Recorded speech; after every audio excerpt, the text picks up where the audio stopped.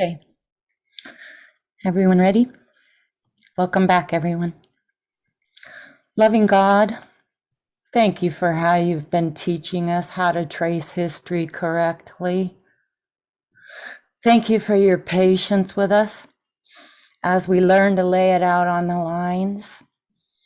And thank you for taking such messy histories and breaking them down and making them simple for us to understand. Thank you for the opportunity to share your truths today, Lord. I'm painfully aware of my imperfections and deficiencies, but I thank you for never giving up on me as I press forward, Lord. Please hold on to each and every one of us. And thank you for letting us all sit at your feet and learn. May we forever cherish these things you're opening up to us. And we pray all this in Jesus' name. Amen. Okay, let me see. I need to remove the bar at the top, but I'm not sure how to do it so that I can open up the, On the three so little, that I can open up. the three little dots, I think, on the Okay. right-hand side. It should give you the Yes. to remove it. Hide floating meeting controls, that one? Yep. Perfect, thank you.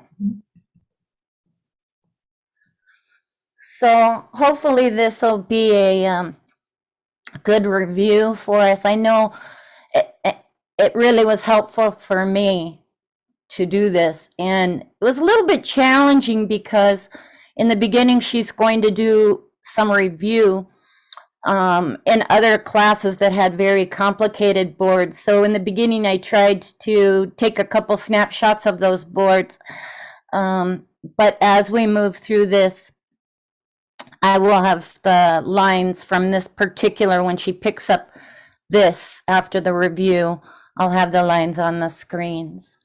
So this is was done in March 10th, 2020, 5 days before Ruth Bader Ginsburg's birthday. And so Ruth Bader Ginsburg was still alive when Elder Tess did this presentation. So she was born in 1933, and as we all know, she passed away in 2020. It was around September of 2020 when she passed away. And Elder Tess opened with a silent prayer. Good afternoon. So we're going to do a review to tie a few loose ends together to remind us of some of the key points before we move on, so it doesn't all seem disconnected. We began by looking at the dispensations, always 4 dispensations in a reform line. We showed how it's one message, and then we focused on the latter rain, when you have this message that begins with the world wars and ends with equality. So that main subject was about the King of the North and the King of the South. Can you hear me clearly? Yes. Thank you. So far, so good. There is more than just the King of the North and the King of the South. There's all these sub-elements, these smaller connected parts. So we also find their story. For example, it's what we started looking at here, and it's a small snapshot here, but I'll have this on another screen, better view. But she was showing the line of the papacy, right? The counterfeit, and then also the line of the King of the South, and that was in previous classes. So we have layers. If we were to come to the history of 2018 and 2019, then we are on 2 different reform lines, the priests and the 144,000. So these were the way she drew them, just simple and basic, because these are where she's going to spotlight in this particular class. And this focus will be for the priest line, the 2014 to 2019 dispensation, and then from 11 to the Sunday law for the 144,000. So for the 144,000, we're in the early rain between 9/11 and the Sunday law. And right in here, we know was Raphia and Panium, the 2019 and the 2021. But we're also in the dispensation of the priests. And for the priests, 2019 was the close of probation. So we have been in the history of the latter rain. And so we have to look at this as layers. We have to remember that we are on more than one reform line because the people who've left struggle with two subjects we've taught. Oops, excuse me. In 2018, we taught equality. So people leave over that issue. And then in 2019, we teach about the Sunday Law Waymark, which is the triple application. We bring in early writings and 1850. So we have these two subjects that people struggle and wrestle with, equality and the nature of the Sunday Law.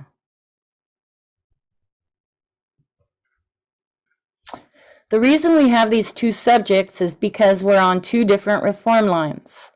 We're on the priest's line, where we have the Midnight Cry and Exeter. So right here, Midnight Cry is also Exeter, which is pointing to the close of probation, 2019. And then up here on the 144,000 line,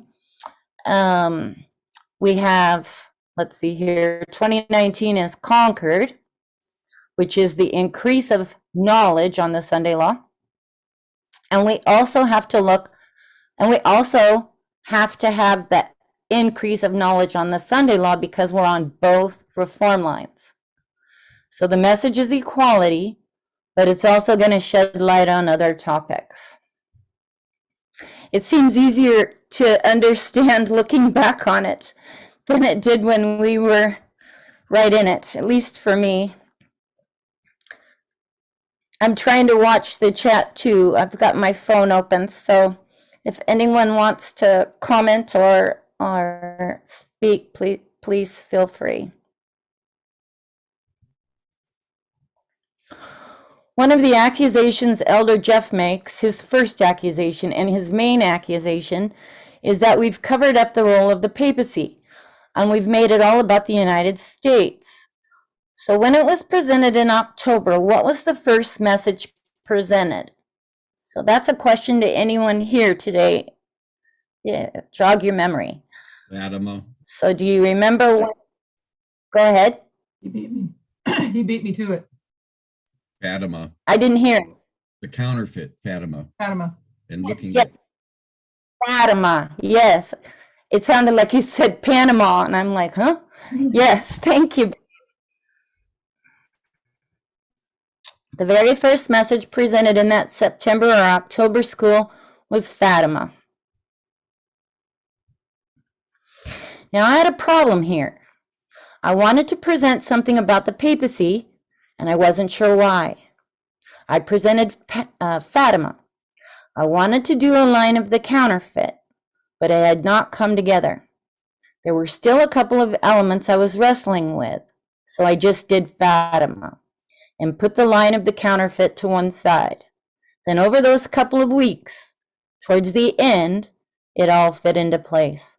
Just in a couple of days, the line of the counterfeit made sense. So you can go back to review this. This was done September 23rd, 2018. They have it up, and it was done in the morning, the class on Fatima. I remember being so fascinated with how she laid out these histories. So I chose to teach it after all, but I did it last because at the beginning the study hadn't been completed. So I wanted to say that, because it wasn't my intention to break the study into two parts. But because of how the message opened, I was forced to start with Fatima, the first presentation on the papacy, and finish on the papacy, last presentation on the papacy. I think that's Revelation 23:13, where God says he's the Alpha and Omega, the first and the last. So you know if it's the midnight cry, then it has to be significant that the first and the last presentation is on the papacy. And that wasn't through human planning.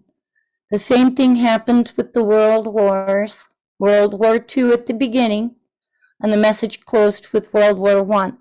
That wasn't human planning. So while this knowledge is about the King of the North and King of the South in this history, there is a connection that the King of the North has to the papacy. We see that right back in 1989. So once we understand the King of the North and the King of the South, then this study also gives us bits of light on other topics, and one of those is the papacy. I think today when you were doing your presentation, Elaine, you mentioned 2014 as the opening of the, was it the opening of the, I think it was the King of the South, where we began to understand? Wasn't that in today's? Yeah, 2016, actually, yeah. 2016. If anybody remembers, it was the messages in Holland that they did when it was a wrong understanding, but it was the understanding that the King of the South was not dead, but alive. And remember, we were wrapped up in the discussion of it being a hot war, all of that. The midnight cry straightened all that out and showed, based on history, that it wouldn't be a hot war. And based on Pyrrhus and the elephants, it wouldn't be a hot war. Thank you. Mm-hmm.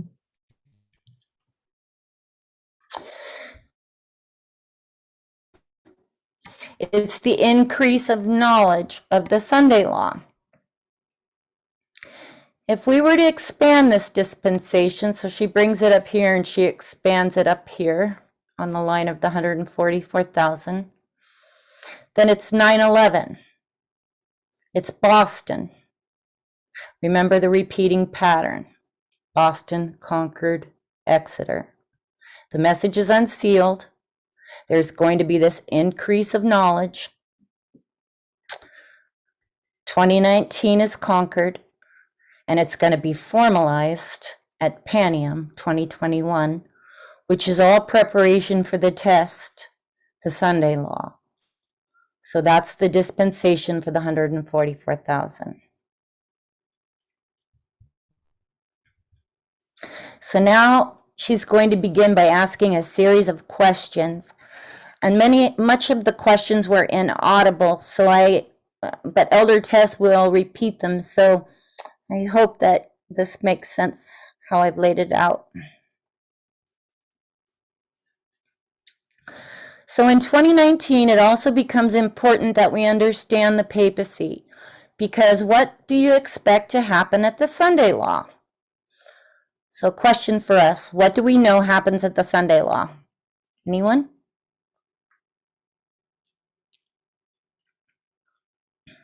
We know a lot more now than then. Everything was still gray for us in this area.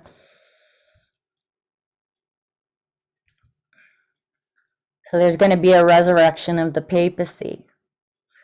There's a resurrection, the healing of the deadly wound. So she marks resurrection of the papacy on the line of the 144,000 at the Sunday law.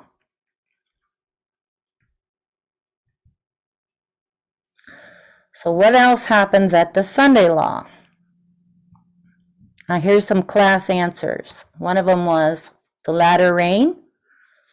An elder test questions, the latter rain.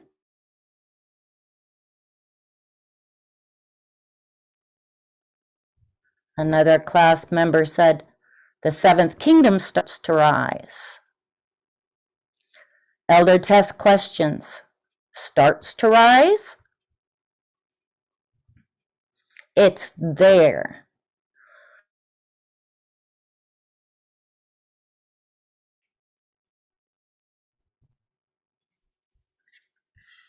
So when the papacy is resurrected at the Sunday law, we'll be in the seventh kingdom.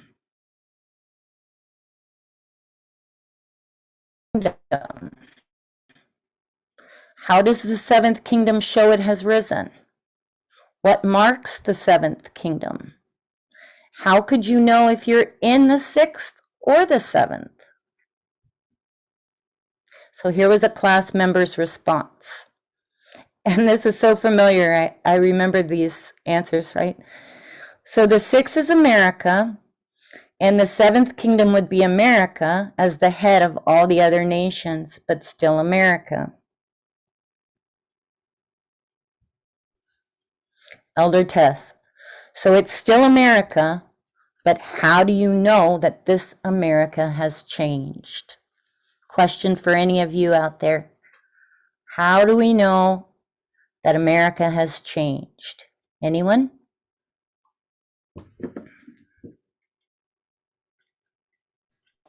No more Because of the laws democracy. they're I see. passing? Yeah, I heard Bob and Linda. Bob, Because of the laws it passes? because of the laws that are being passed. And Bob? I said no more democracy. Yes, we can see that demise. The classic answer was dictatorship. And Elder Tess says, dictatorship? And the class answers, how it speaks. Elder Tess says, how it speaks, and how is it going to speak? So we talked about the Sunday law. I think Elder Parmenter discussed that. But we know that's not the Sabbath Sunday issue. So the Republican horn is broken right here when it discriminates against minorities. So all these things she begins to list under the Sunday law. So this is where we take in 1850 and that discrimination of slavery. So equality becomes the subject for both the priests and the 144,000, which is why we are opening up this whole history. What else happens at the Sunday law? Another external event. So Elder Tess is pointing right here when she's asking this question at the Republican horn being broken when it discriminates against minorities. So this is going to be shipwreck in Acts 27. And you know this is Adventism as well as the United States. So what's another external event? At the Sunday law, we have the resurrection of the papacy. We have this law that violates the Constitution. And there's going to be one other. Anyone?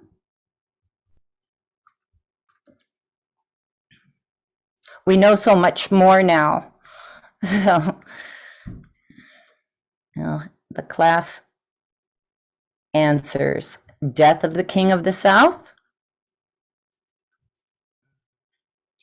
But the one Elder Tess wants to mark is Islam.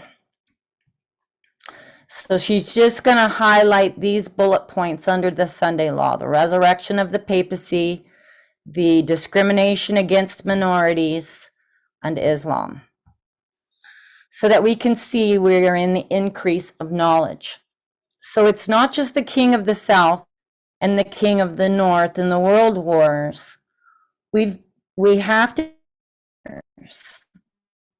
because we are also in the increase of knowledge in this Sunday law waymark, which means we need to understand the papacy, which we begin to understand in the history of 2018, 2019.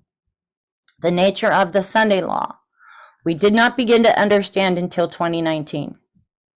The Millerite understanding of Islam in their own history opened up 2019. So we're here, and this was back in 2020 when she presented it, where this little person is here between the Concord and Exeter waymark.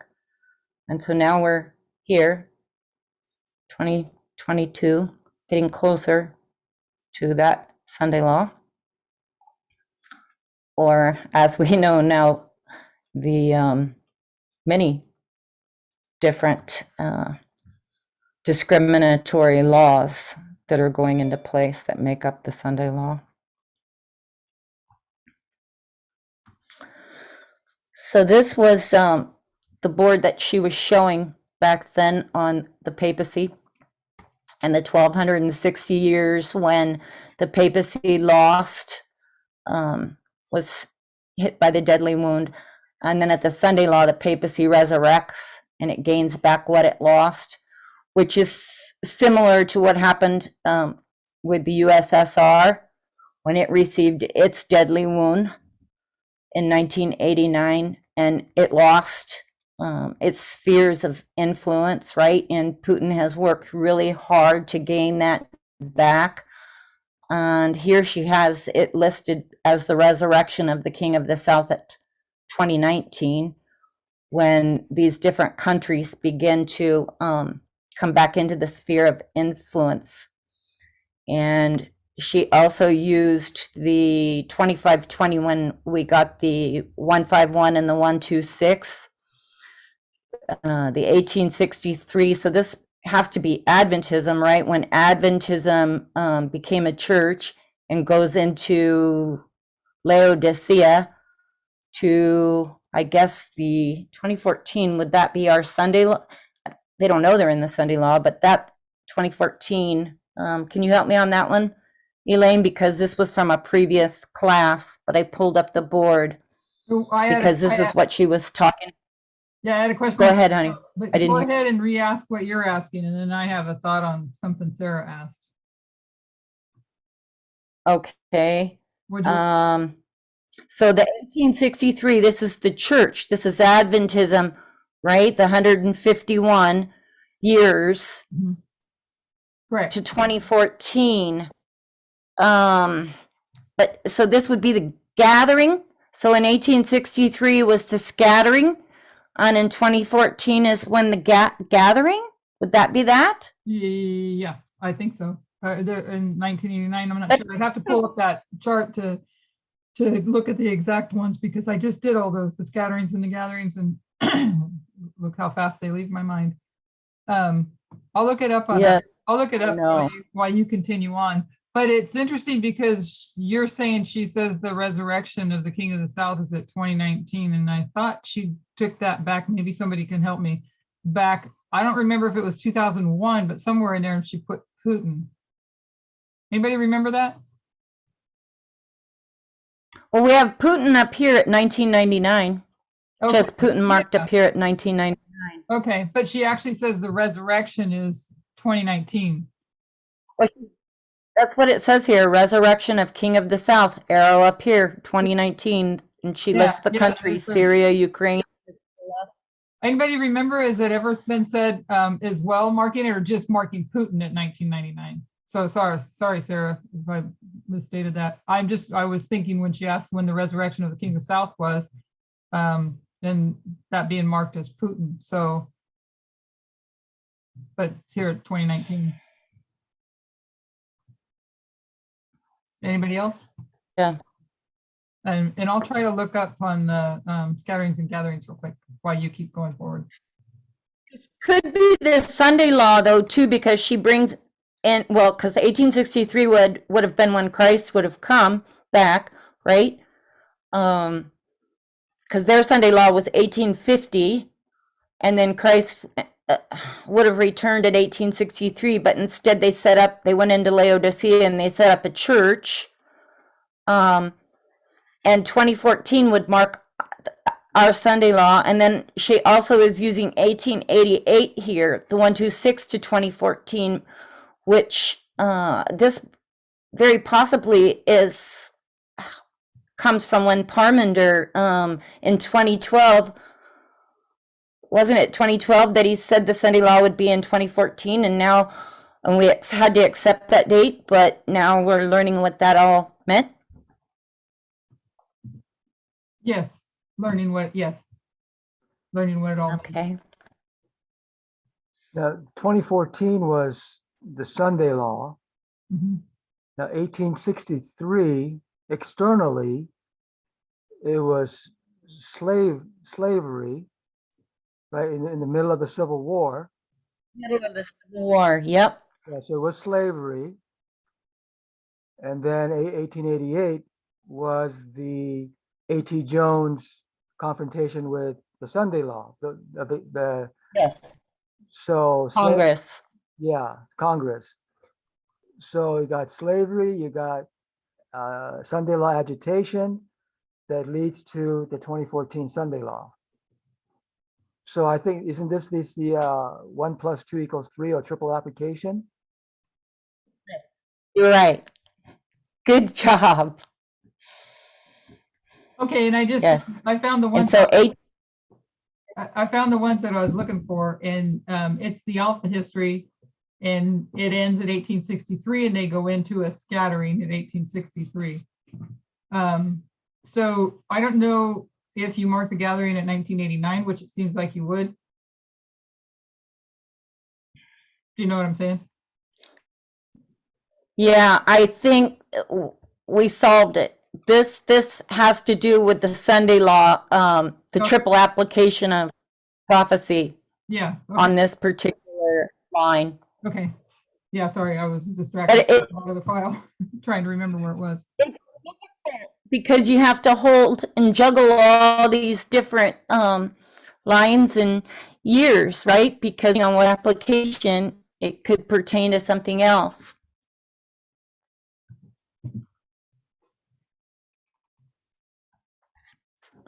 So we expect to understand all of these subjects. So when we say it's the king of the north and the king of the south, we're being specific. We're showing the beginning of the midnight cray message for the priests. Does that make sense? That this king of the north and king of the south message that develops into equality is the subject of our latter reign. But we also have the subject of the papacy. So even when we look at the third diadochi,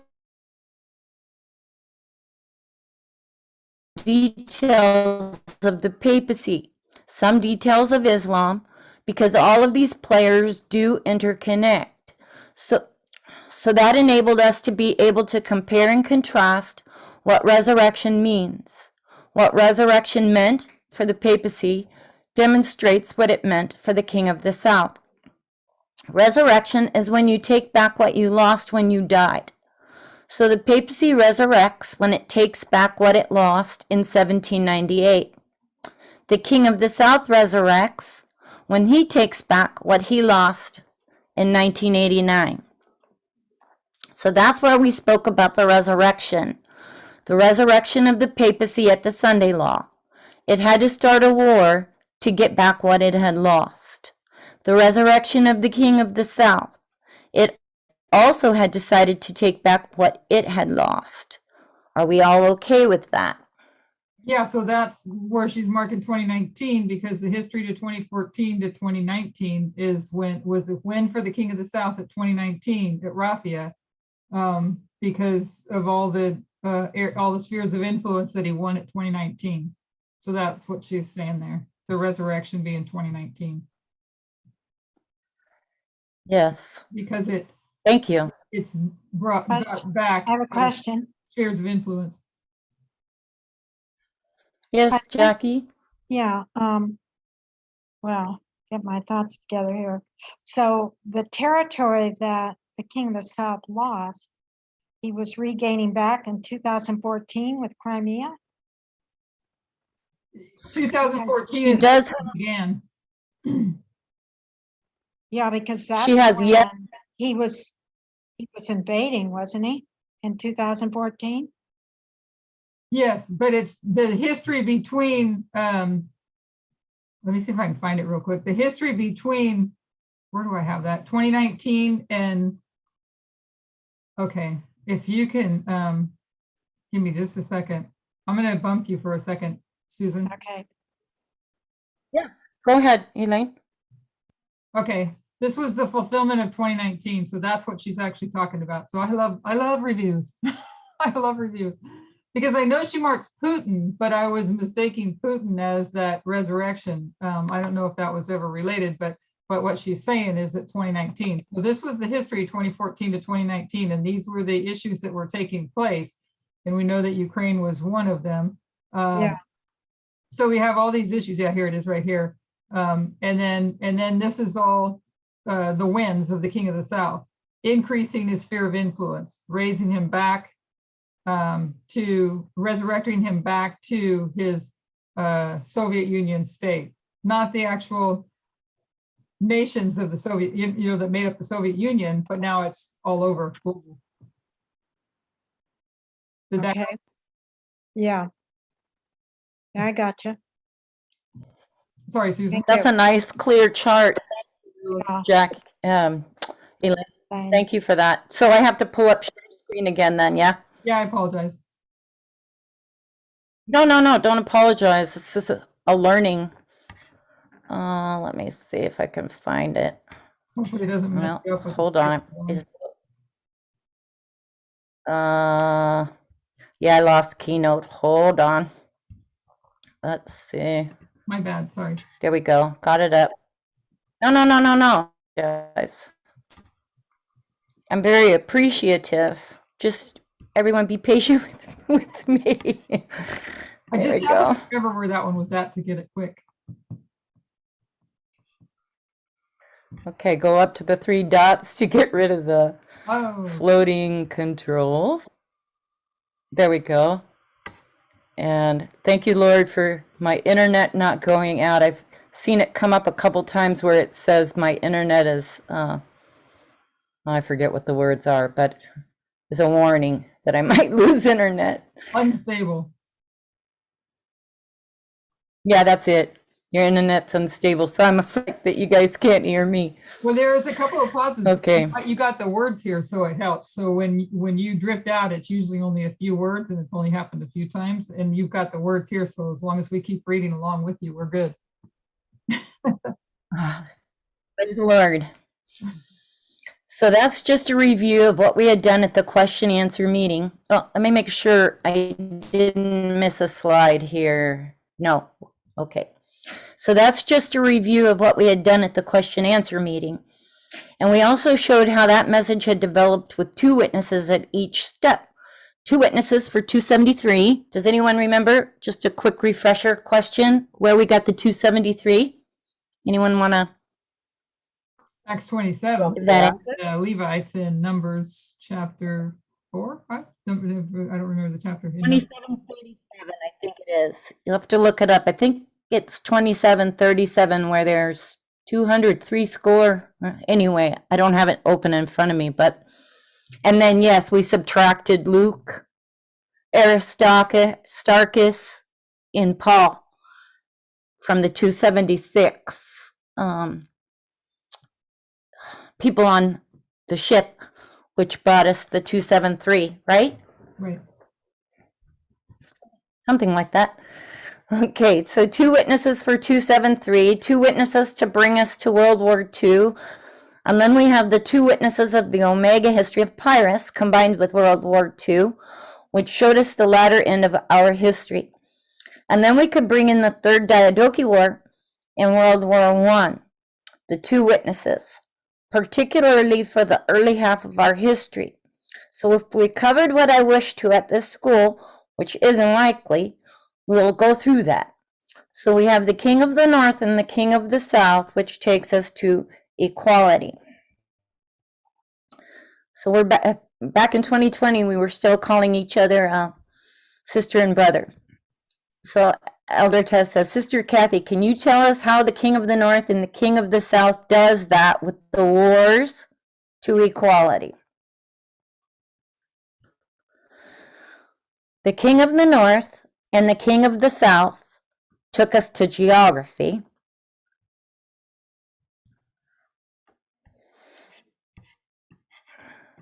And we saw they were polar opposites, and that the king of the north is church over state. I liked this picture because it really says it all when they're standing above him.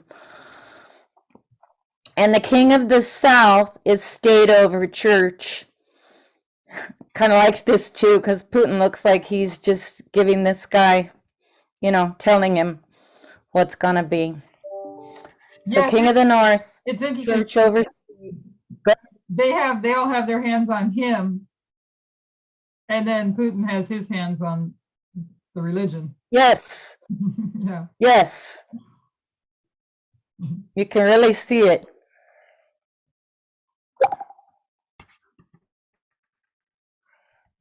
And then we connected that with marriage, and that brought us to equality, because we saw inequality in both the king of the north and the king of the south.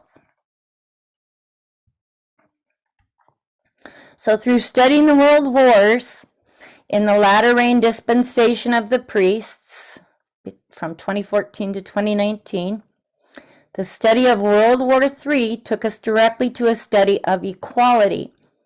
And what are the external events of this history?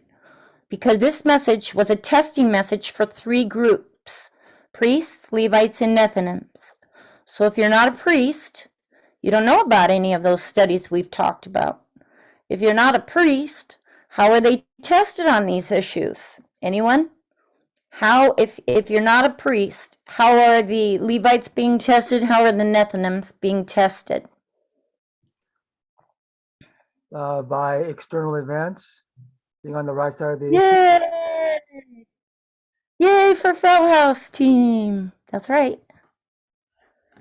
External events. So give me some.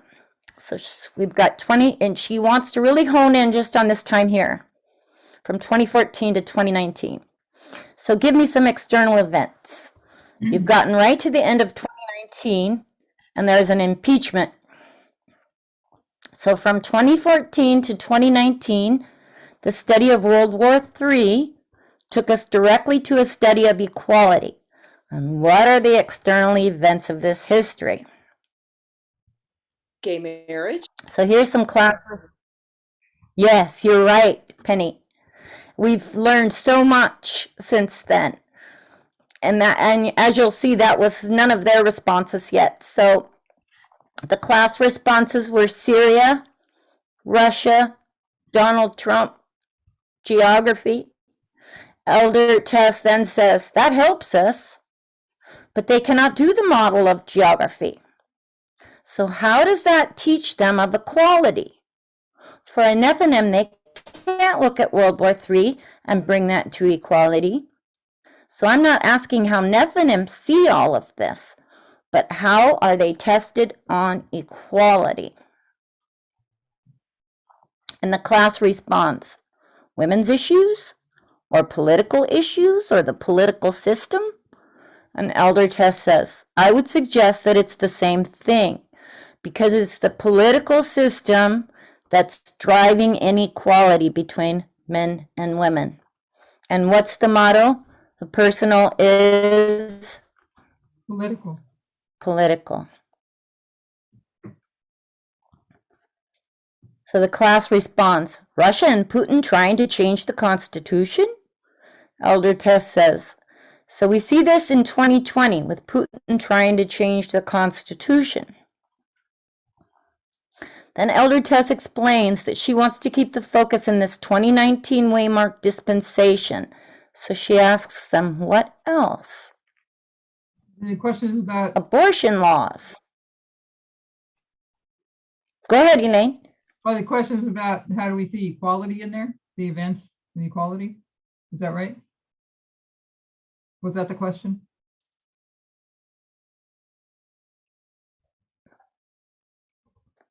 I'm not sure. I think my internet's unstable. Yeah. Was that the question, you guys? Was the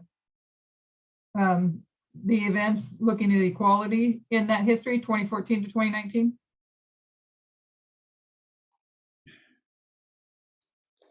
If it was, I would. How are I'm not the Nethinims how are the Nethinims and the Levites tested with external events between 2014 and 2019? I thought that's what the question was.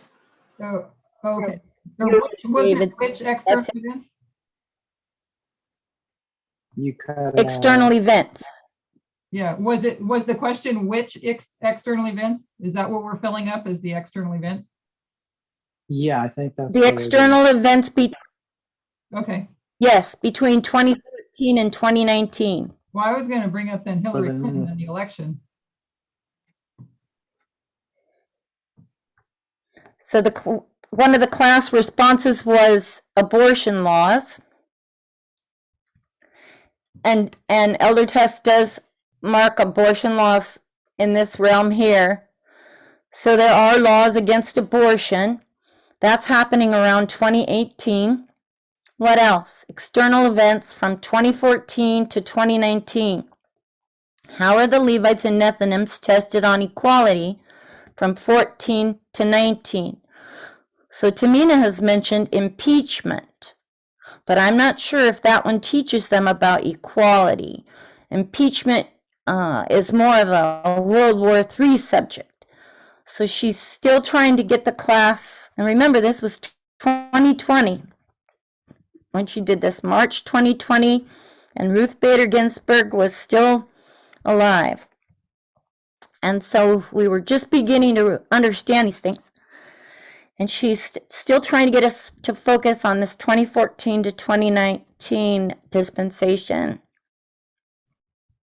So what else happens? Same-sex marriage. Yes, go ahead. Oh, where did Me Too fall in talk about?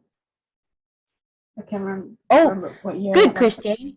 Yes, it'll be in here. You're right. It'll show up here in a little bit, in a few slides. Cool. So 2015, you have same-sex marriage. What else? She says, I can see we all turned into good news watchers. Democratic congresswomen was one of the answers. So can we name them? This will help us. AOC, Yes. I'll remember that one. And I should remember the other two names, right? Rashida. Four of them. Yes. Rashida. I can't even say her last name. Tlaib or Tlaib. Yes, Tlaib? that's it. And one. Ian Omar. Yes. There you Something go. like that. Yeah.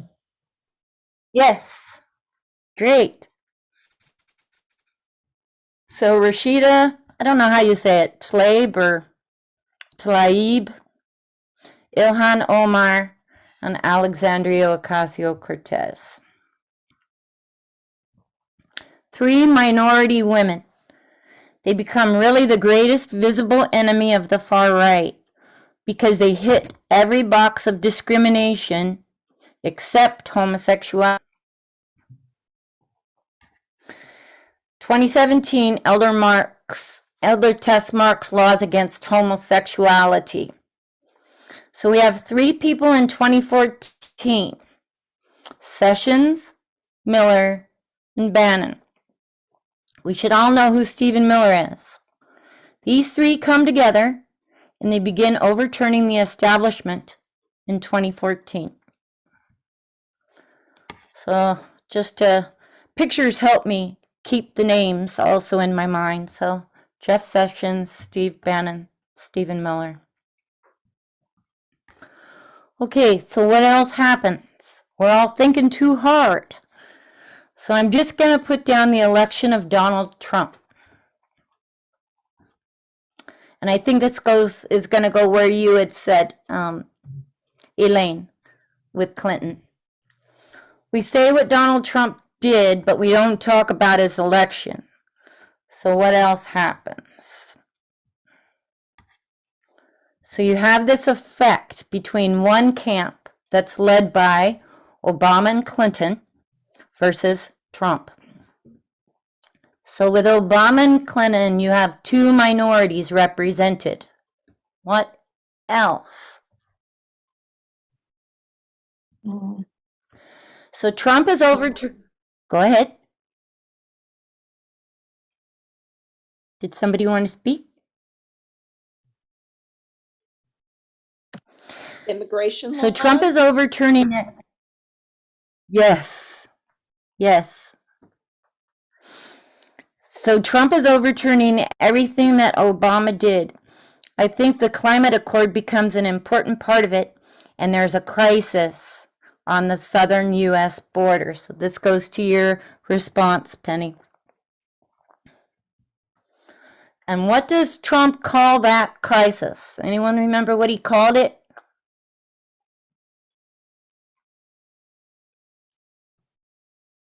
Takeover or an invasion of the, That's it. Invasion. An invasion. That was his spin. So there's a Southern American invasion, an invasion of immigrants. And Stephen Miller comes out with this plan to separate parents and children and make it as awful of an experience as you possibly can, so they'll be discouraged from coming. What a horrible thing. That's just, that was And despicable. AOC, That was yes, despicable. And the fact that the conservative evangelical Christians didn't say anything about that, I mean, that was horrible. yes, they're supposed to be all about family, right? And children and loving children, I mean, it just no Christ-like character whatsoever. Yep, I agree.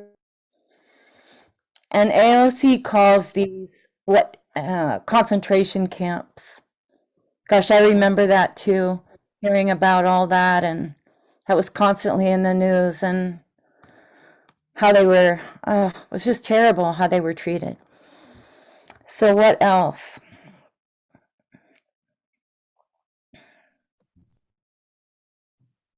Remember the Dreamers Act, DACA? There was an overturning the Dreamers Act. DACA means that when parents come in here to America and they have a child here, the parents are illegal immigrants. But with the Dreamers Act, it gives a way for their children to become automatically American citizens. All these different, all this was happening all at the same time. All of these events, like you pointed out in that class presentation today, Elaine, that there's so many messy events going on, but God has a simple way of pulling out certain ones for us to see the point clearly.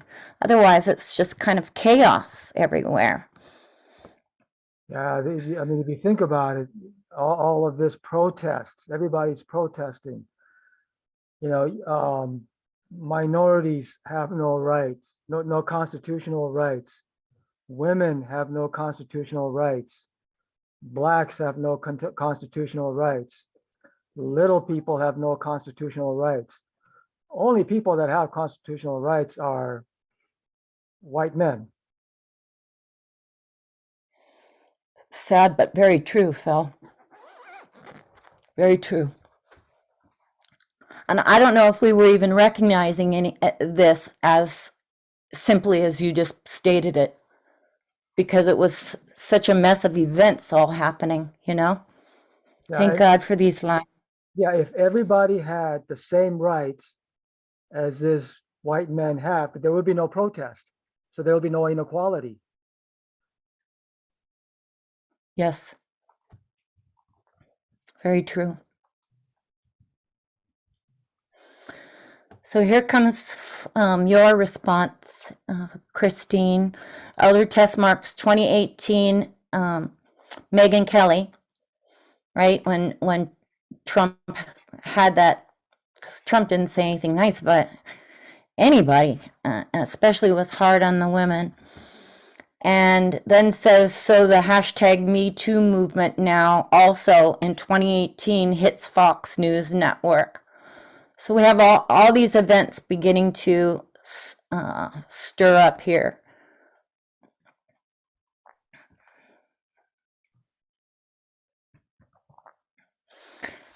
We also have Trump's travel ban, specifically Muslim countries, particularly also Africa. But with Africa, some of that was more recent with 2020.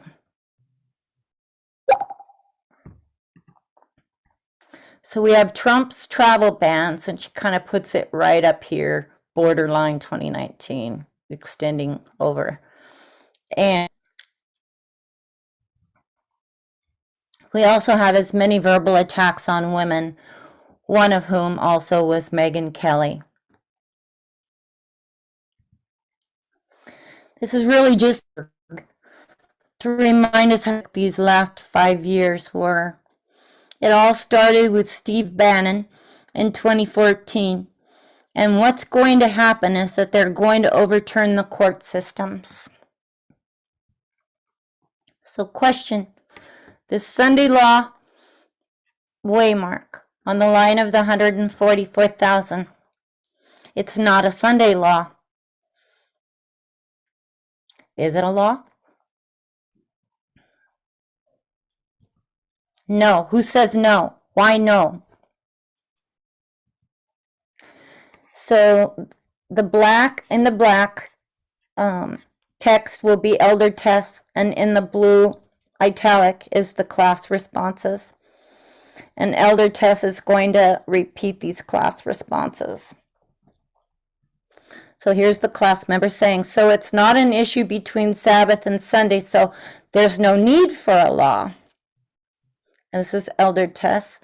So if it's an issue of equality, why does that not then become a law? How else can you people if other than a law? Class. For Trump, it's not for equality. Trump does not like the idea of keeping Sabbath. Test. So in our old narrative, they're going to pass a law that goes directly against Sabbath, stops people from keeping it. So now it's not the Sabbath he doesn't like, it's equality he doesn't like. So why would that not be through the law? The class says, fake news? Because of fake news? Elder test. Fake news can't make you do anything. The class. It might trick other people into doing it. If it's a Sabbath Sunday issue, then fake news might convince them to keep Sunday. Elder test. But fake news would never have convinced you to keep Sunday.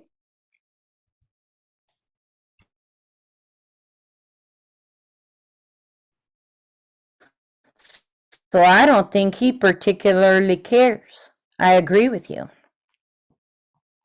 You know, and I remember a lot of people in the Adventist church.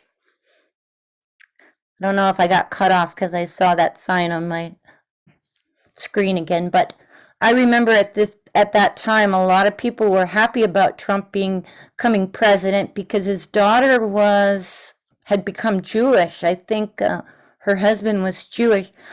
And since Jewish people keep the Sabbath, a lot of the Adventists that I knew felt more comfortable with Trump being president, that he wouldn't put in a Sunday law, you know, the literal Sunday law, because of his daughter recognizing the Sabbath. So funny how we think until God straightens us out. So Tamina brings up the 1888 Sunday law history in our day.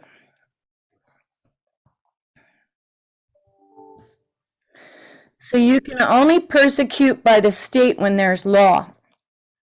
So in 1888, they wanted everyone to keep Sunday. So they're going to try and force it on people through law. So in 1888, there's law. What about 1850? Now the issue is slavery. They can use conspiracy theories, fake news, try to convince you to practice slavery, but they can't make you. They can't make you support slavery. Until when? The Fugitive Slave Act, which is law. So if we're going to say it's not a law, because it's no longer a Sunday law, This is a triple application, 1850 plus 1888, slavery law, Sunday law, so our Sunday law. So pointing at 1850, Elder Test says this was a law. And at 1888, this was a law. So why would our Sunday law in the triple application not be a law?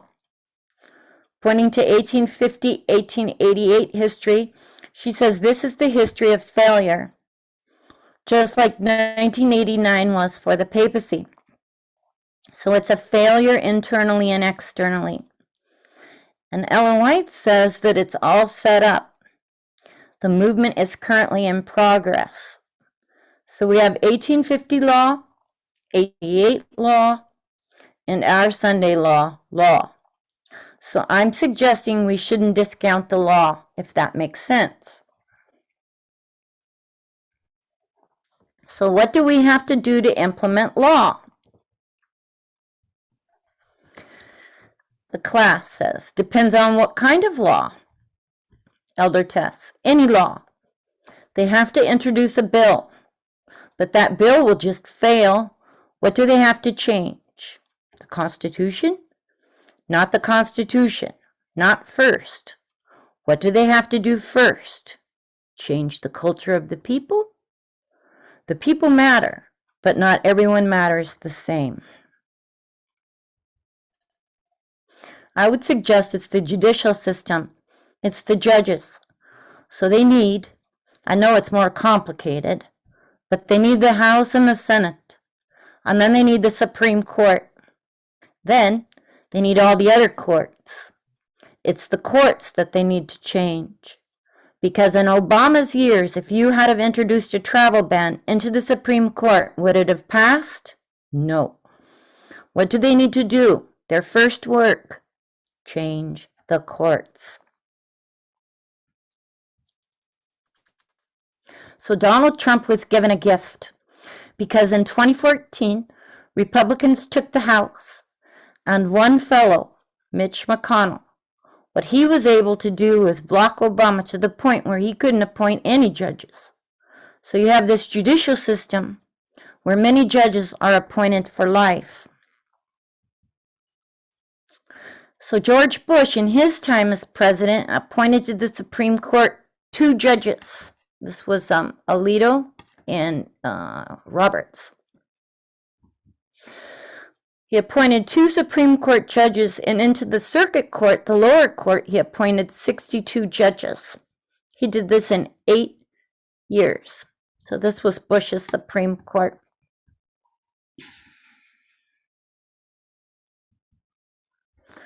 Obama in 8 years appointed 2 judges, Sotomayor and Kagan, to the Supreme Court, and 55 circuit judges. And then Mitch McConnell in 2014 stopped Obama from appointing any more judges. McConnell just held it up so that Obama could not appoint any more judges, not to the Supreme Court and not to the circuit courts. And Mitch McConnell says, he says today, this is the most significant thing he's ever done in politics, to stop Obama from being able to appoint any judges. And Donald Trump says appointing judges is the most important thing he's ever done as president. I don't miss hearing him talk. Everything he did was the most important thing ever. Me too. That was agonizing. And like every day, some sort of rant came out of it. It was horrible. I'm the smart. Yes. It was like dealing with a bipolar child or something. It was horrible. It was horrible, Donna. I agree. So both Mitch McConnell and Donald Trump know how significant this is. So now you have Trump. Bush had 8 years, and Obama had 8 years. And Trump, in 3 years has appointed 2 Supreme Court judges and 51 circuit judges. Trump's almost equaled Obama in 3 years, what Obama did in 8, and he's appointing judges who are very conservative. So the Supreme Court and these main circuit courts have gone from liberal courts or balanced courts to strongly conservative courts led by conservative judges who are appointed for life.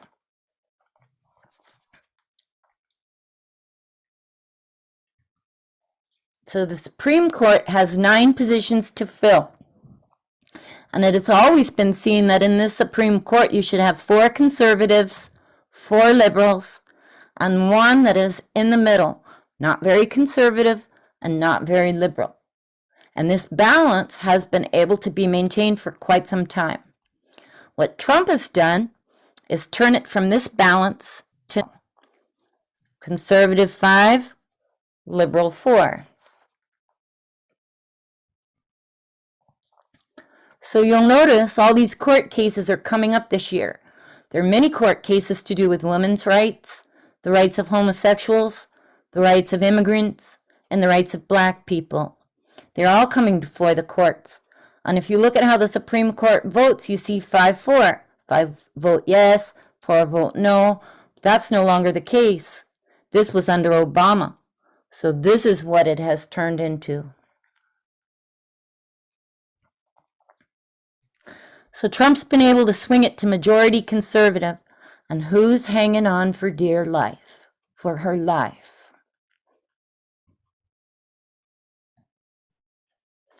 Ruth Bader Ginsburg. How elderly is she? How many times has she nearly died? And she doesn't want to, and not because of a love of life, but she knows it goes to 6-3 and all is lost. So she's determined. And everyone else is determined to keep her alive until the 2020 election. If they get Trump out before she dies, then they can save the Supreme Court. If she dies before the 2020 election, then Trump will be able to appoint another judge. And then there's really no hope, because he has appointed young judges, relatively, and they're there for life. Very sobering.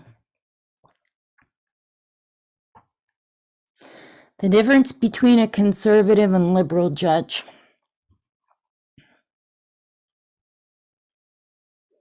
It does come down to how they read the Constitution.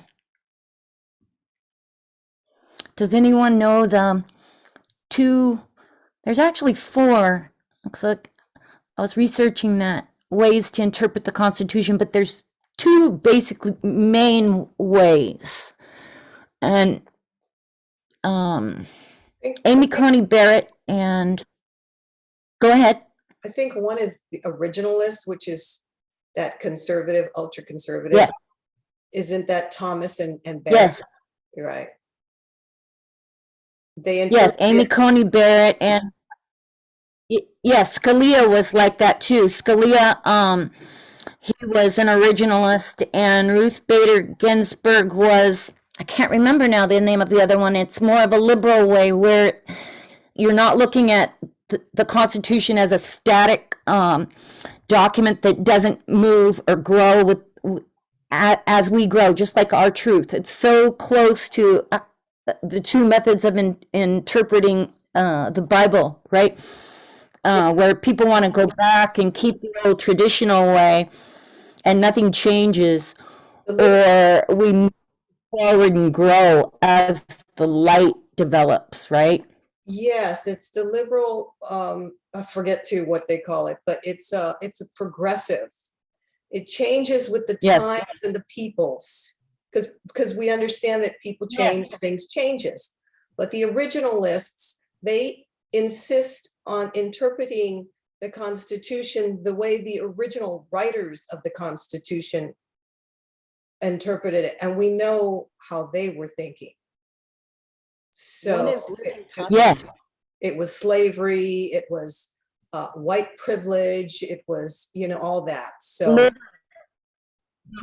The literal, traditional, they want to stay because their God, because they take the scripture literally. I was thinking, how it says God never changes, right? He's the same yesterday, and that's how they do it. So why they don't understand why we would grow with this light, why the light would develop. They want to bring it back, not unchange it, right? they're regressive. Yes. They want to regress back. It's And almost like if you're talking about the Bible, you want to go back to the Old Testament. You want to go back to Genesis, and you want to go, of course, Yeah. the old Levitical laws, and they're not progressive. They just haven't, they want to go back, and they want to preserve and conserve because they're the ones that benefit. Only a few people benefit from that kind of society. So true and so sad. Yes, Donna. And I think Penny was trying to say something too. Yeah, don't we see this too we see it with the liberals, because we've got progressive, and which is, Yes. like Bernie Sanders and AOC, and then we have Biden, who's a moderate. Yes. We can see now what compromise does, and how when we look at the example of what Trump did versus, the other presidents, how, when you, and this is, the example, of course, is not a good one, but it shows that when you don't compromise, how much you can get done. There was no compromise. I mean, these people just went in, they did what they had to do, they had no compromise, and they didn't care. And they got so much done in such little time. And then you see, of course, we see Biden, and the compromise. When somebody compromises, there's an air about them. It's just almost irritating, almost like, I'd rather you be hot or cold, but to be in the middle like that is the worst position to take. It's just because I can imagine how God thinks. It's a lukewarm position. It's a oh, I think I'll do this. It's almost like you don't know what you really want. Yeah, cowardly. Yeah, Yes. exactly. It's cowardly. You're right. You want to get elected, and you can't get elected unless you have Yes. enough people voting for you. So you try to please all sides. Yes.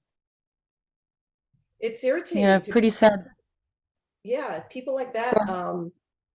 It's hard to have a lot of respect for people like that. I agree.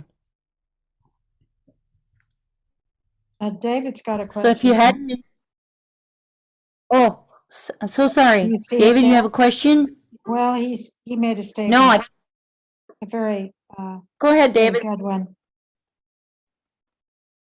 It's in the chat. Do you want to say it, David? was just, I just looked up the 3 ways to interpret the Constitution, and it was textualism. Oh, thank you. I'm trying to look that up. Textualism, originalism, and the living Constitution. That's it, the living Constitution. That's kind of what our interpretation to me like, because it keeps moving. It's alive, right? It's not dead like the way they want to keep it. A progressive document. Thank you. How Obama explained it. A progressive document meant to transform over time. Perfect. Thank you, everyone. So if you had an issue, for example, go ahead. I just thought of something, and one side doesn't have to compromise at all, but the other side, the Democrats, they have to compromise. They really don't have a choice. If they want to be elected, they really don't have a choice because they really don't have a firm platform to stand on that enough of Democratic people will vote for them. So they have to compromise. I mean, we have, in California for years, we've been trying to push, California's been trying to push the one-payer bill for healthcare. The one-payer system. And Governor Newsom got elected because he said he was for the single-payer system. And many of the the Senate and the Assembly got in there, Democrats, because they say they're for the one-payer system, one-payer, to get rid of all the insurance and the hassle of the insurance. So they all got in there with the one-payer platform. But who's greasing their pockets? Their big donors. Their big donors are the ones who don't want one-payer, single-payer system. So now they're all pedaling back. And even though they ran on that platform of one-payer system, they can't implement it because all the ones that's greasing their pockets are the ones who are opposed to single-payer system. So, so to me, this is like liberal mainstream sexism. And how I got to that is, it's like the Democrats have to work in the confines of republicanism, of what the Republicans want. Even the Democrats might want something, and they say they're going to do this, they can't change the system, so they have to work in the confines. They have to compromise, like feminism, liberal feminism. They have to work in the confines of the establishment, of what's already established by the Republicans. That makes sense. Now that's very interesting. And it sounds like that document we've been reading, Elaine, we were going over it the other night, the 3 ways, and Clinton took it to heart. And that's why we had a Democratic president. We hadn't had a Democratic president for 2 terms until Clinton came in, and he, remember the document that was written with the 3, the mobilization, the Politics of evasion. The politics. Yeah, that. Yeah. And that was a compromise. And it's kind of what it reminds me, all of it ties together with what Phil just said and how we see where they are right now. They're so stuck with the economy the way it is, the inflation prices, right? What else? The way the Republicans are funding these trucker protests that are shutting off entryways into the United States of goods. I mean, it's just like a perfect storm of things that are happening that are bringing this country to its knees. And you can see where Biden will compromise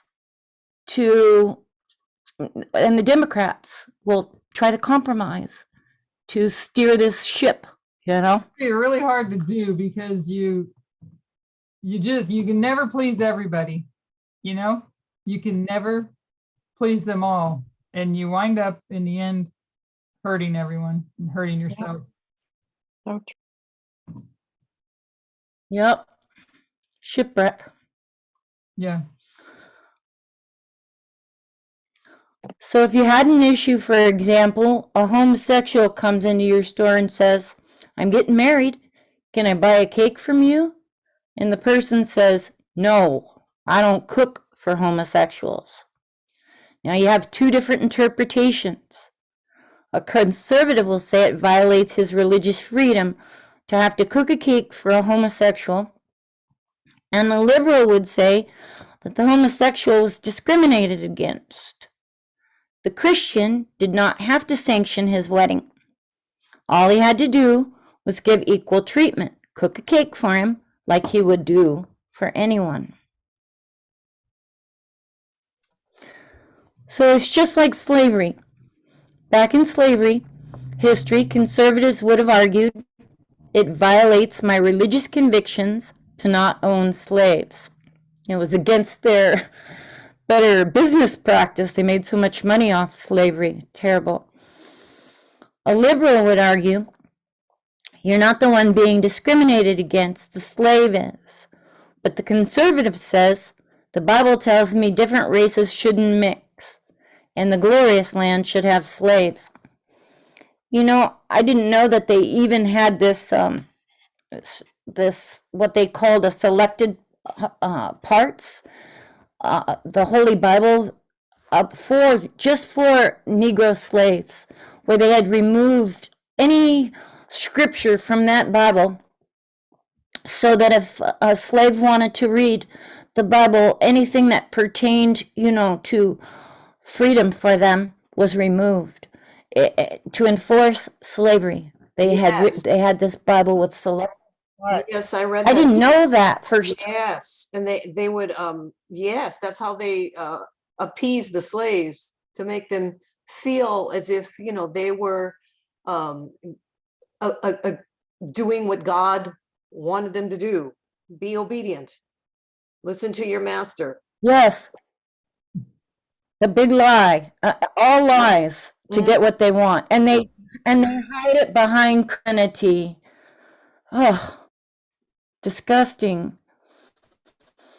Going back on a previous point about our political system, you have to realize that the entire system is actually built on compromise, because if you look at the legislature, anytime a bill goes through Congress, I'm not familiar with any bill that was just a straight, clean bill that was just on one point that they were voting on, and they could all vote on it and say yay or nay or go through. But every time a bill gets through, they'll say, well, I'm only going to vote for this if you can tag this, that, and the other thing into that bill. And so there's so many other things that are tied to any legislation that the whole thing is just built on compromise. It just always has been. And I'm not saying it's right. I'm just pointing out the fact that I've always questioned, why can't they just pass a bill that's just straight up without any other, fringe attachments to it? Yeah, that's a good point, Bob. I never thought about it like that, but you're right.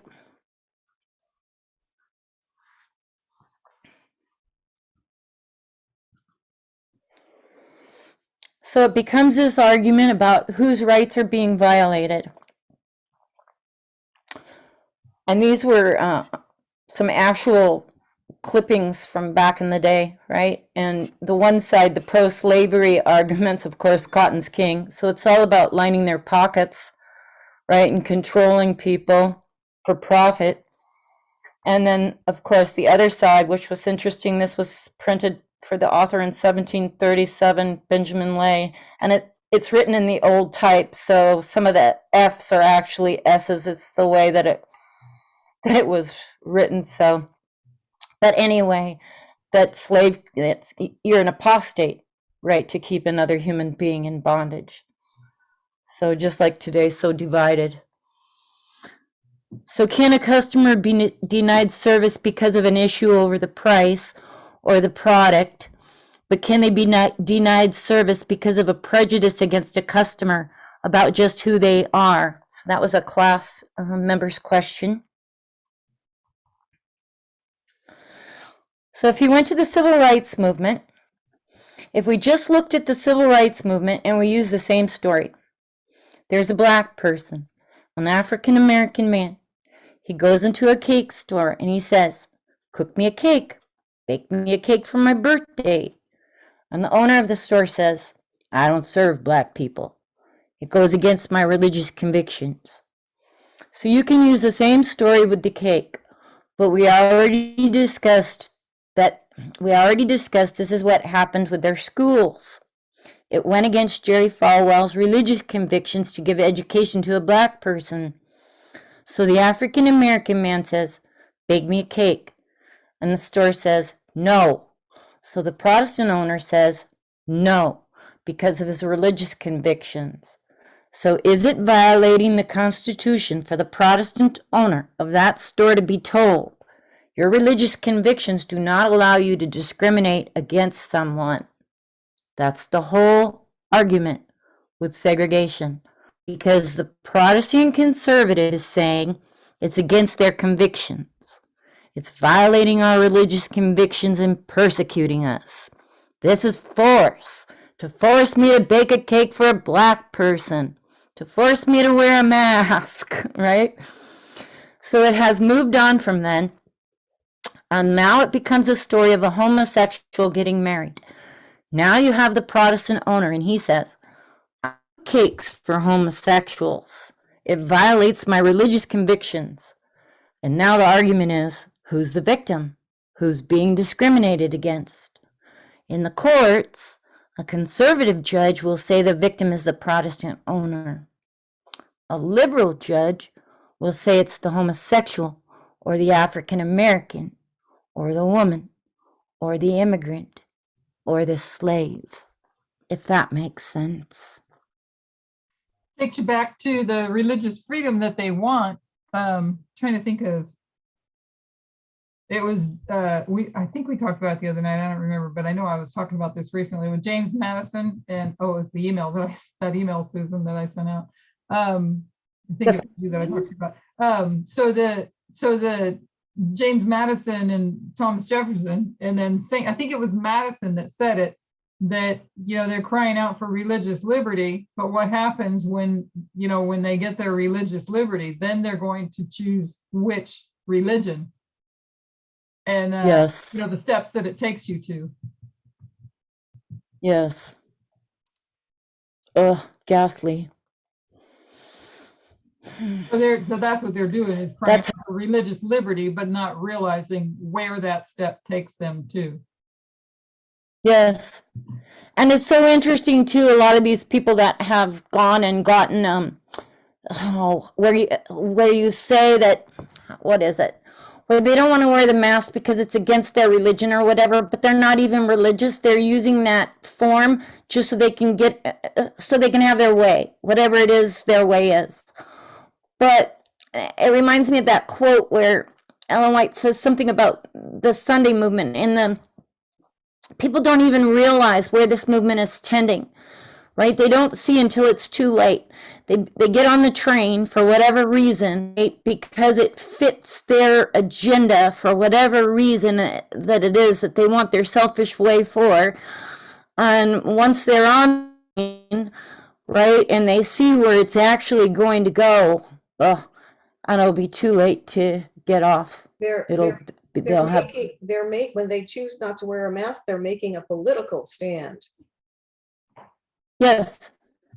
But if you follow what I was trying to say, that they're lying even, and they're saying that it's for a religious reason. They're just using that as a way out, even if they're not religious. So, but, Yes. and like what Elaine is saying, the others are claiming, like even Adventists are saying it's against, like a conscientious objector sort of thing would do. Yes.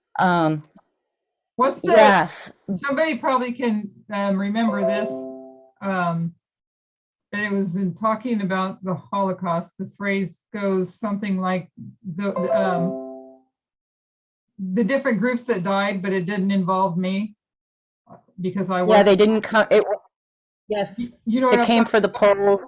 Didn't speak up because I wasn't a poll or something like that. And then they came for me, and it was too late. Yes. And that's where we're No at one. with religious liberty. That's where we're at with them crying their religious liberty. They don't realize what is going to happen, because eventually that just like with us in this movement, things kind of hurt and sting, and correction and reproof. It's all good when it only happens to somebody else, but when it happens to us, so externally as well, they're crying for their religious liberty. And it's, as long as it doesn't affect them, they don't have a problem with it. They use it to what they want to gain. But that religious liberty, like I think it was Madison said, that eventually it's going to come down to which religion, because that's what they're going to do. And then that's going to step on the toes of people. And then it's going to be too late to do anything about it. Yes. It's sort of like the end justifies the means, but it doesn't. But they're justifying any means for their purpose, what their purpose is. And look at all these people getting on board, you know? And Sarah says her brother chose to resign from his job because he was told to wear a mask and it would violate his laws of health to wear a mask. If it's not liberty for all, it's really a form of tyranny. Yes. Yes, it's like their religious liberty will enslave the masses. Absolutely. But they don't- It's 1260 all over again. Yeah, they don't see where this liberty is this liberty that they're crying for. They don't see where it leads. And yet, with what we were showing earlier, that what Elder Tess says about God laid out all these structures have shown us where it leads. And Absolutely. and externally, they can look at that phrase that I poorly brought up, but that eventually it comes to you. When they came to the Jews, they came to the Poles, right? And Yes. so they have that to But look I at. was, Yeah. yes. Sorry, I have that delay, and then sometimes I can't hear you. It's going pretty good. Is everyone ready for me to move forward, or would anyone else like to comment further? Okay. That's how you've had two sides from the very beginning. Now all these court cases come up. They've been building from 2014. From 2014 to 2019, they overtake the Supreme Court and circuit courts on swing conservative. Now they're flooded with these court cases. And these conservative courts are debating these issues to do with these three groups. And what are these three groups? Since 1989, we went back from 1989 back to the 60s. And what were the three movements? This is fresh in our minds, guys, so go ahead and name the three movements. Civil rights, Yes. second wave feminism, and Stonewall. Yes. Is that right? Yay for your team, Elaine. I'm glad I'm on your team. We're on God's team and he's helping us. I know. Civil rights, feminism. So this is race, gender, and Was it second wave? LGBT. Did I say that right? Was it second wave? Did I get that out of place? No, the 60s was second wave feminism. That was Gloria Steinem and Betty Friedan, and I can't even I grew up during that. So I was a little girl still, but I remember all that. And the first wave was Simone, I can't even think of her name, Beauvoir, similar to what Jacqueline Kennedy and Onassis's maiden name was. Anyway,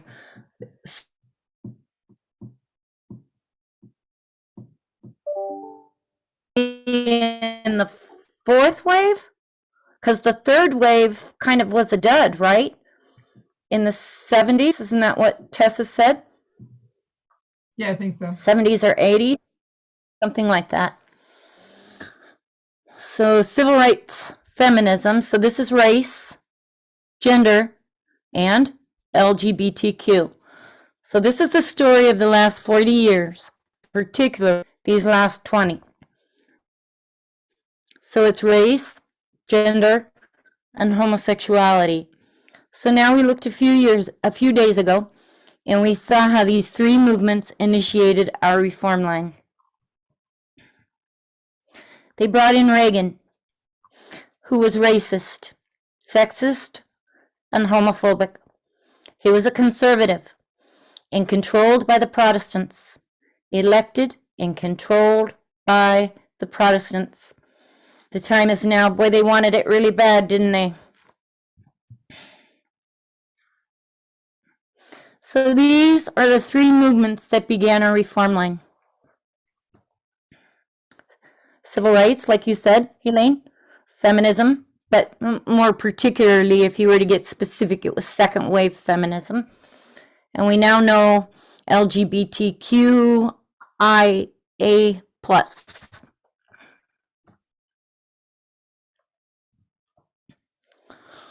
Steve Bannon will tell you everything was good under Reagan. These 2 years when the Soviet Union fell, everything was just getting set up perfectly. And then it all goes off track. Steve Bannon says it all went wrong. You end up with a president like Obama. So what's going to happen is this movement of Protestants is going to rekindle in 2014.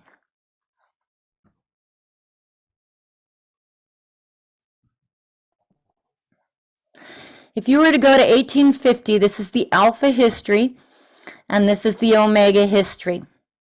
When was slavery an issue in America? If this is 1798, 1989, and this is 1850, 2014, not directly, but this was a Sunday law, then when was slavery an issue? Anyone? Was it 1863 or no? Anyone else? When was slavery an issue? It's kind of a tricky question. Because it was before 1798. Yes, and she doesn't give a specific date. Yes. Yeah, so is she asking for a specific date? Because it's. No, she wants us to get the idea that this was something that was in the progress long before it actually became an official law. You see? Before time. Yeah, So- that's in our time now. Yes, that's going to help us. That I know when I was doing this, because I missed so much. Shortly after I was baptized, everything changed for me.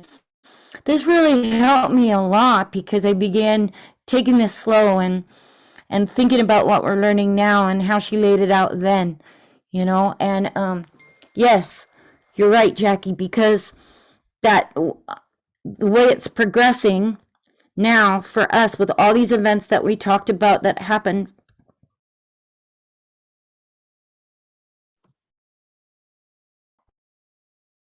Their Sunday law, the slavery issue was progressing long before too. Yeah, exactly. I can see that now. It's a compare and contrast, not with the same events, but it's going along the same way as in the past, in the history. Yes. Well before the time of the end. So that's the answer to the question of when was slavery an issue. Well before the time of the end. They already had the issue. This is why it can't be a Sunday Sabbath. In the Alpha history, before the time of the end, it was slavery. And it just builds and builds until the cup fills, until 1850. So these issues relate to equality, and they already existed before the time of the end, and are what the moral majority here, was raised up to fight from 1979 to 1989. They're going to try and take it down under Reagan. Remember his slogan, "The time is now," to make America great again, just like Trump. They're going to try and take it down under Reagan, but in 2014, they come back with a great deal of power.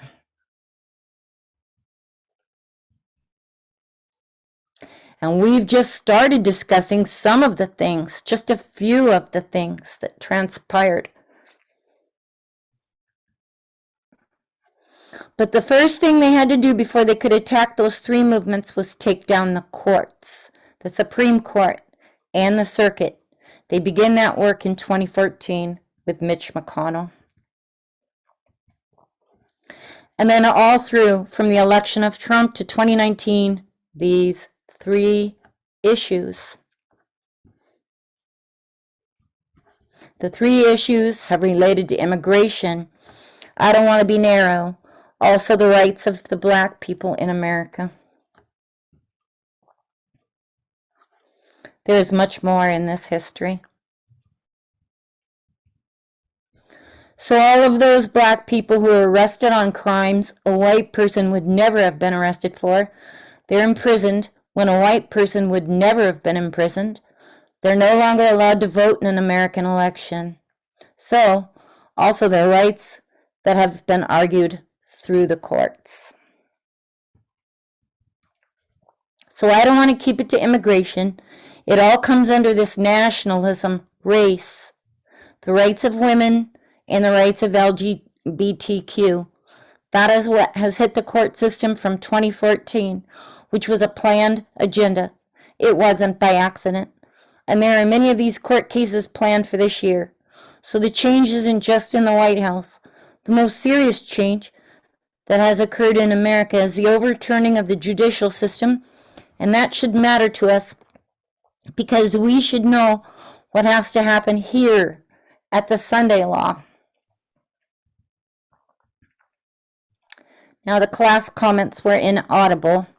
So Elder Tess restates Tamina's comments, and Tamina says, so Tamina likes the emphasis on the Supreme Court because she was reading this book called One Nation Under God, which pushes that subject in God We Trust. So the Supreme Court was a great enemy of that movement. Elder Tess asks her, which movement? And Tamina says the school prayer movement particularly, which is closely attached to the In God We Trust. So it was fought through the Supreme Court, but they struck it down a couple of times. So the Supreme Court held back those movements. That's your point. And Tamina says, and what we've seen since 2014 is that wall is gone. So these Christian movements happened under Nixon, Eisenhower, and Reagan. And those Christian movements were stopped by the Supreme Court, which was really the last line of defense. It's the last line of defense now. Elder Tess says, I would suggest it's already gone. Maybe we could say it has had a deadly wound, but it's not quite dead. But they can certainly get the travel bans through now. So I'll give you one external article to read. It's by The Guardian, and it's called Trump's Legacy, Conservative Judges Who Will Dominate U.S. Law for Decades. And I put the link in here and also in the notes that I sent out to Christine. I guess she'll post them. So if you want the whole article. So we've talked about the Supreme Court and the circuit courts, but there are other courts depending on what courts you want to mark. This article will talk about 89 Trump-appointed judges, which overall far exceed that by Obama or Bush. So that's one article, and there's one by the Washington Post. This one is titled, One in Every 4 Circuit Court Judges is Now a Trump Appointee. This is from December 2019. These are both noting this in 2019, that this is what has happened. The Guardian article is March 10th, 2019. So this is from the article. The first line in the Washington Post article, after 3 years in office, President Trump has remade the judiciary system, ensuring a conservative lean for decades. Interesting. I know we don't know. Go ahead. Go back to that slide real quick, if you would. If you can. One? Yeah. That one? Yeah. Which one? That one right there. So he's remade the judiciary system, ensuring a conservative lean for decades. So it doesn't, we know that the Constitution is the highest authority, right? But when you have this conservative lean, yeah. So when you have this conservative lean, it's not going to matter what you have as a president. And we kind of saw that, I think that's what I got at, as well as the politics of evasion. Because remember the, what was it called? The Congressional Bastion. you know, as long as we just have enough people in the lower houses, not the presidency, but they like, no, they needed the presidency. They realized that was just a myth. You have to have the presidency. Well, even having the presidency in all this conservative lean, what power do they have? I don't None. have much. Another point that, Yep. 2014 happened with a Democrat president, right? 2014. Yeah, 2014 happened with a Democrat president. another point that Elder Tess has made on multiple occasions when she talks about different issues all of a sudden coming to the forefront. She's clear on saying it just doesn't come out of nowhere, and her term is it doesn't happen in a vacuum. So all these things are building and going on behind the scenes for quite some time before it gets foisted, you know, in the limelight.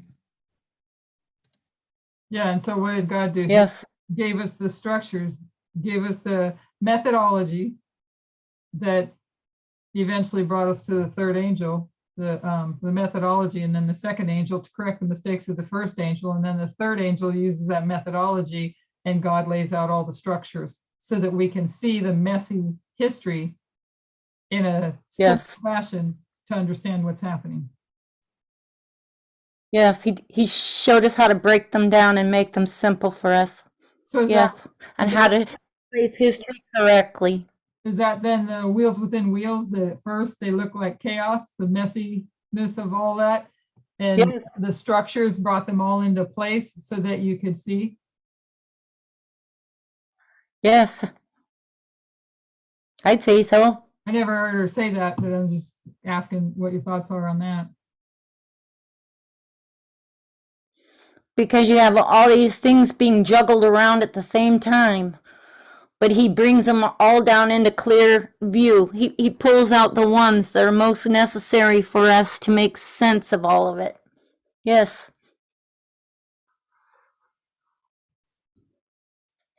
Any other thoughts by anybody?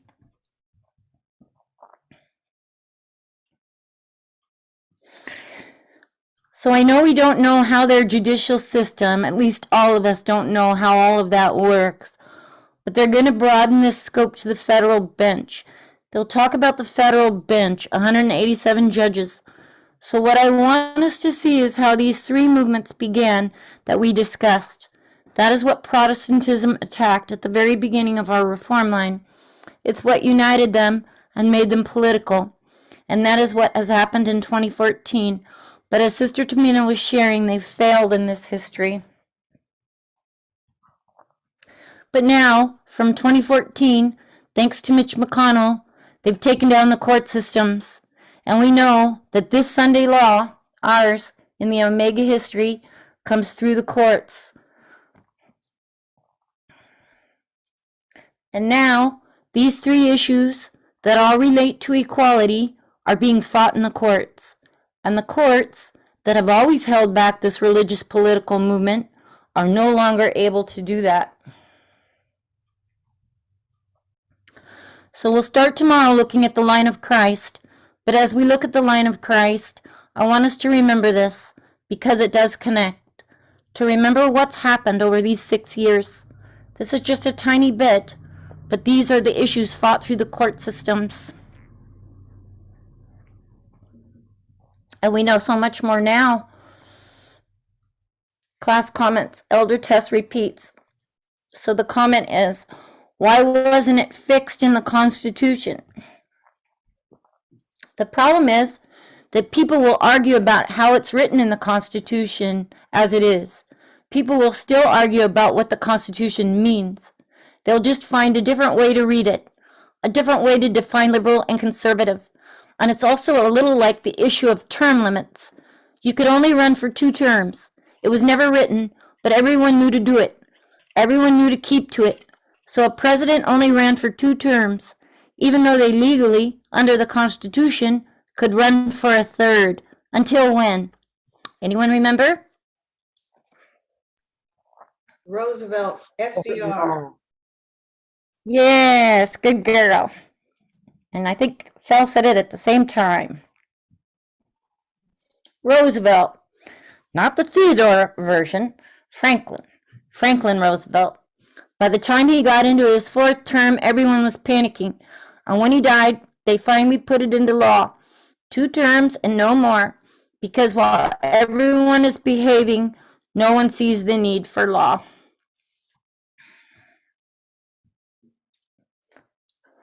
So Reagan comes in, and what does he do? He appoints a liberal woman, and all the Protestants go crazy. They're so angry. They say to Reagan, "We got you elected." He doesn't really care about the Protestants. He doesn't really care about the Pope. This is why everything goes wrong. He's happy doing his own thing, not properly under the control of the Protestants, kind of doing the right thing to some extent. He keeps the balance when Protestants want it conservative. So what's he do? He brings in Justice Sandra Day O'Connor. No president has been bold enough to do this until Trump. So that's why it all comes in now. Not even Reagan was willing to do this. We're over time, so we'll close in prayer. Tomorrow we'll move on to the line of Christ, but keep these things in our mind, if you'll kneel with me.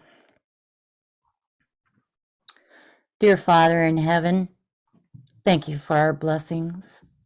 Lord, we see how you have led. We also see the movements of the enemy.